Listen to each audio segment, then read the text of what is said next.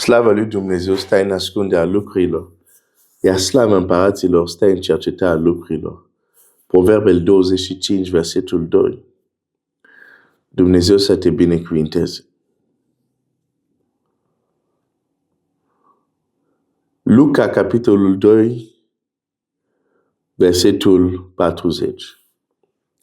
Iar pruncul creștea și se întărea. Era plin de înțelepciune, iar harul lui Dumnezeu era peste el.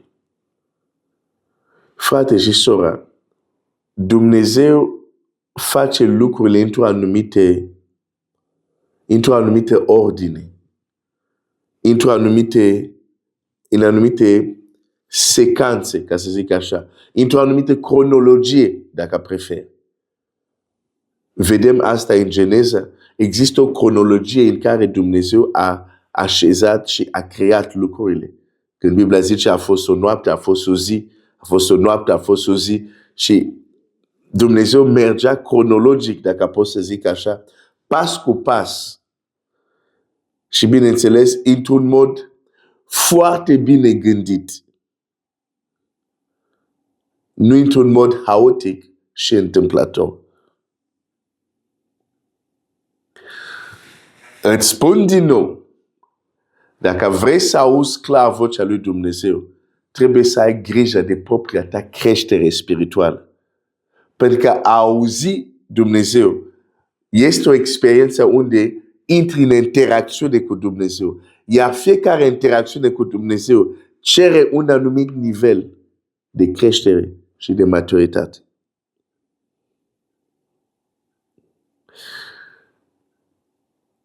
Biblia zice pruncul creștea și se întărea.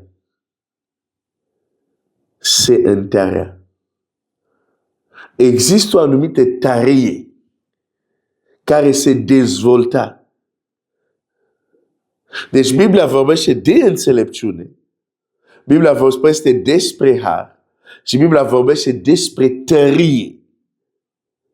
Despre care tărie este vorba?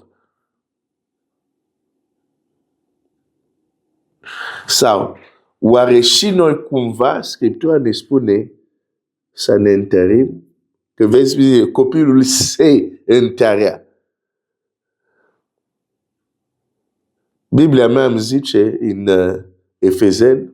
Efeseni, întăriți-vă în puterea Domnului. Întăriți-vă.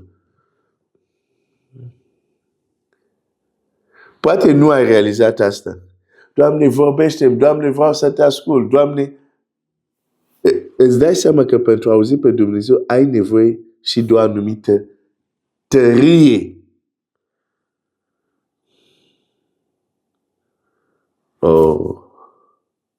Ok, hai să ne uităm un pic în Scriptura să-ți arate acest lucru.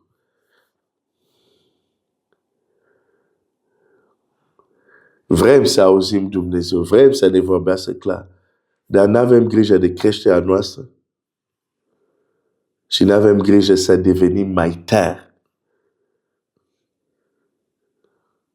Ascultă-mă, frate, ascultă-mă, soră. O să-ți arată acum din Scriptura și poți să faci așa și din Berea. Ca să auzi pe Dumnezeu ai nevoie de o anumită tărie. Hai să ne uităm la unul sau două texte legate de asta. Putem să ne uităm în Exod 20. Exod 20.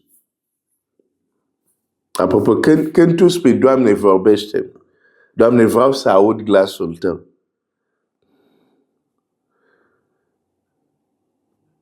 Eu aici când zic, auzi clar vocea lui Dumnezeu,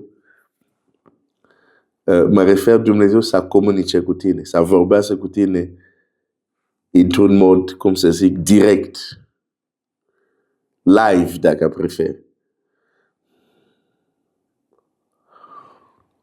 Uite ce se întâmplă în Exod 20. De fapt, în Exod 19, Dumnezeu zice la Moise poporul să vină, dar să nu se urce pe munte, să stea jos acolo și se va coborî slava lui Dumnezeu și avem o descriere, Biblia zice așa, Exod 19 cu 17, Moise a scos poporul din tabără spre întâmpinarea lui Dumnezeu și și-a așezat la poalele muntelui. Muntele Sinai era tot numai fum, pentru că Domnul se coborâse pe el în mijlocul focului. Fumul acesta se înalța ca fumul unui cuptor și tot muntele se cutremura cu putere. De ce avem aici? Cutremur puternic, foc.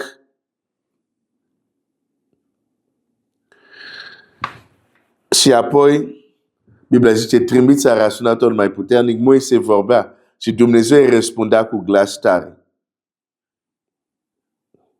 Domnul s-a coborât pe muntele Sinai și anume pe vârful muntele. Domnul a chemat pe Moise pe vârful muntelui și Moise s-a suit sus. Poporul a rămas jos. Moise s-a suit acolo.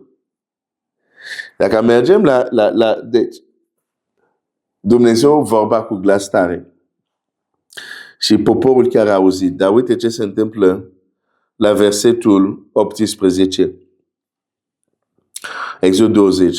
Tot poporul a auzit tunetele și sunetul trâmbiței și vedea flacărele muntelui care fumega. La priveliștea aceasta poporul tremura și stătea în depărtare. Eu a zis lui Moise, vorbește-ne tu însuți și te vom asculta, dar să nu ne mai vorbească Dumnezeu, ca să nu murim. Te-ai gândit vreodată oare ce a fost așa de grozav sau de insuportabil încât chiar poporul lui Dumnezeu vine și spune la Moise, Moise, ok, vorbește-ne tu. Nu mai vrem să ne vorbească Dumnezeu. Ca să nu murim. Dar gândește-te, oameni care zic asta au fost la poalele munții, au fost jos. Moise a fost acolo sus. Moise n-a avut nicio problemă. Pentru că Moise avea tăria să audă glasul lui Dumnezeu. Ei n-au avut această tărie. N-au mai putut de frică. Erau efectiv, literalmente terorizați. Și doar auzul glasului au crezut că o să moară.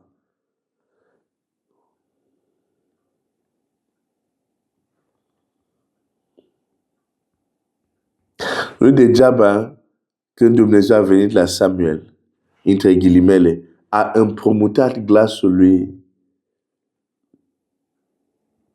unui om. Că altfel Samuel a fost terorizat. Dacă Dumnezeu a fi vorbit cu, hai să zic, glasul lui personal. De multe ori uităm că avem de-a face cu Dumnezeu. Și nu înțelegem că, de exemplu, Dumnezeu când vorbește, nu degeaba în multe împrejurări Dumnezeu va folosi alte mijloace pentru a ne vorbi. Pentru că știe că nu avem tărie să-L auzim pe El direct. Majoritatea oamenilor n-au așa această tărie. Când vorbesc de oameni, vorbesc de poporul lui Dumnezeu, dar aici e vorba de poporul lui Dumnezeu. Dar avem un contrast aici. Moise n-are nicio problemă. Poporul are o problemă. De ce? Poporul nu are tărie. Ok. Mâine o să-ți arăt un alt text. Să-ți demonstrez din nou ce înseamnă faptul că ca să auzi Dumnezeu, ai nevoie de tărie. Ca să auzi Dumnezeu, ai nevoie să dezvolte anumite lucruri. Deci dacă nu există anumite creștere care dezvoltă aceste lucruri, putem să ne dorim foarte bine, e o dorință frumoasă, dar nu avem cu ce.